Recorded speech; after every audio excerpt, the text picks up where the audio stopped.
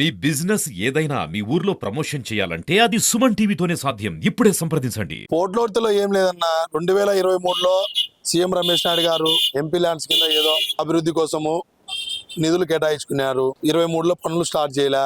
24, 25 మధ్యలో September, October నుంచి start చేయాలని చూసినారు. మేము ఆపుతా వచ్చినాం. నిన్న కట్టడానికి వచ్చినారు. కోర్టులో స్టే ఉంది. మేము స్టే కూడా తెచ్చినాం. కోర్టులో స్టే ఉంది, అయినా వచ్చినాడు. మేము పోయి అడ్డగిచ్చినాము. ఏం మాట్లాడకుండా సైలెంట్ గా కూర్చున్నాము.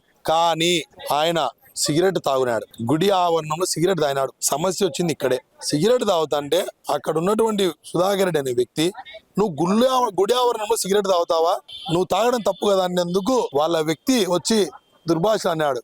దానికి గొడవ జరిగింది. దానికే ఇదేనాము. అందులో మొహమాటం ఏం లేదు. ఆయన చేసింది తప్పు. ఫస్ట్ తప్పు చేసింది సురేష్ నాయుడు. ముందు సురేష్ నాయుడుని మాట్లాడి ఆయన బహిరంగంగా ముందు భక్తులందరికీ క్షమాపణ చెప్పాల్సిందిగా. ఆయన నిన్ననే కోటం రోడ్లో సిమెంట్ సీసీ రోడ్ వేసినావు. మేమేమన్నా మాట్లాడినామా? నువ్వు అభివృద్ధియే కదా చేసింది. పవన్ కళ్యాణ్ గారు గ్రామీణ శాఖ నుంచి 3,000 కోట్లు వదిలి సీసీ రోడ్లు గ్రామీణ ప్రాంతాల్లో సీసీ రోడ్లు వేయమంటే వేసినావు. అడ్డుకున్నామా? అవి ఏమన్నా ఇష్యూలు అయినాయా? గతంలో చేసిన ఏ ఒక్క పనైనా మేము అడ్డుకున్నామా? దీన్ని ఎందుకు అడ్డుకుంటున్నాం?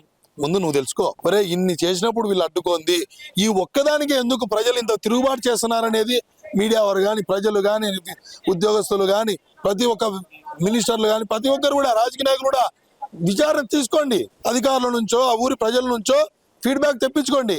ఎస్, ఇది కరెక్ట్ ఉంది, ప్రజల వాదనే కరెక్ట్ అంటావా? ఆపండి. లేదు, ప్రజలే తప్పు, సురేష్ నాయుడే కరెక్ట్ అంటావా?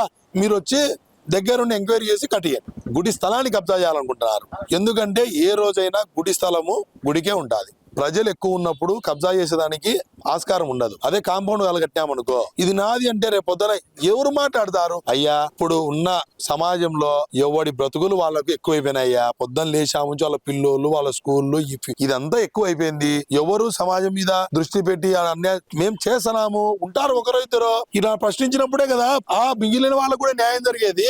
ఈ ప్రశ్నించే వాళ్ళం మేము కూడా లేదనుకో, ఆయన ఆక్రమించేస్తాడు, సరిపోతాయి కదా. ఆయన ఆధీనంలోకి 3 ఎకరాలు వెళ్ళిపోతాది. ఊరు నాదే, ఊర్లో స్థలాలు ఉన్నాయి. నేనేమంటానంటే ఆయన ఆకాశంలో బ్రతకాలని మనస్ఫూర్తిగా కోరుకుంటున్నా. ఎందుకంటే ఆకాశంలో ఆయన మేఘాలు ఇద్దరే ఉంటారు. సమస్య ఉండదు. ప్రజల మధ్య ఉంటే ఆయనకు సమస్య ఉంది. ఎందుకంటే ప్రజలు విభేదిస్తున్నారు. అది ఆయనకు నచ్చడంలే. సరేయ్యా, స్థానిక ప్రజాప్రతినిధి ఎమ్మెల్యే ఆదినారాయణ రెడ్డి గారు భారతీయ జనతా పార్టీ కూటమి ప్రభుత్వంలో ఉన్నారు. మేము ఆయన దృష్టికి పోయినాం. సార్, మా ఊర్లో ఇట్లా మాకు అన్యాయం జరుగుతుంది, ఇట్లా చేస్తున్నారు, మీరు ఉన్నతాధికారులతో మాట్లాడి తినాపండి అని చెప్పిన. అందరం పోయి చెప్పినాం గ్రామస్తులం. నువ్వు కూడా అదే నియోజకవర్గంలో, అదే ప్రజానీకంలో నువ్వు కూడా భాగస్వామివే.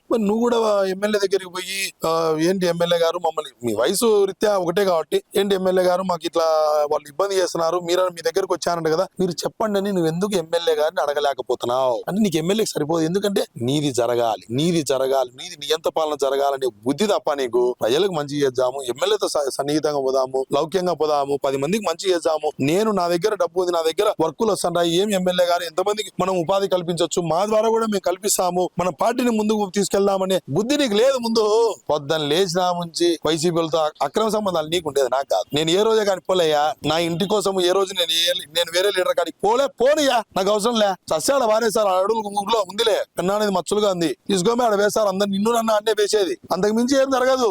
నువ్వు డబ్బు కోసము ఏ పనైనా చేస్తావయ్యా. నీ కంకర మిషన్ 2019లో మూస్తే ఎట్టబోపనింది. పెద్దిరెడ్డి రామచంద్ర అడిగి 4 కోట్లు ఎక్కించావు. నువ్వు నేను చెప్పేది అబద్ధం అంటే కాణిపాకం ఉందా, నేను చెప్పేది నిజం అంటే నువ్వేం మాట్లాడద్దు. అతను ఏం మాట్లాడద్దు. అతను మాటనే అంటే కాణిపాకం రమ్మను, నేను వస్తా. అతని మీద నా మీద ఒట్టేద్దాంలే. ఎందుకంటే వాళ్ళు చెప్పినా కదా, నీకు నీ తమ్మునికి తప్ప మిగతా వాళ్ళందరూ మంచి వాళ్ళని, మీ కుటుంబాల మీద వద్దు, నా కుటుంబం మీద వద్దు. నువ్వు నేను ఒట్టేసుకున్నా కాణిపాక వినాయక సాక్షిగా. నేను చెప్పింది ఏదైనా వరప్రసాద్ చెప్పింది తప్పు ఉంది, అతను చెప్పేది మమ్మల్ని వాంటెడ్ గా రోడ్డుకి ఎచ్చాలంటావా? నా కాణిపాకం పోదాం. మోసగాడయ్యా.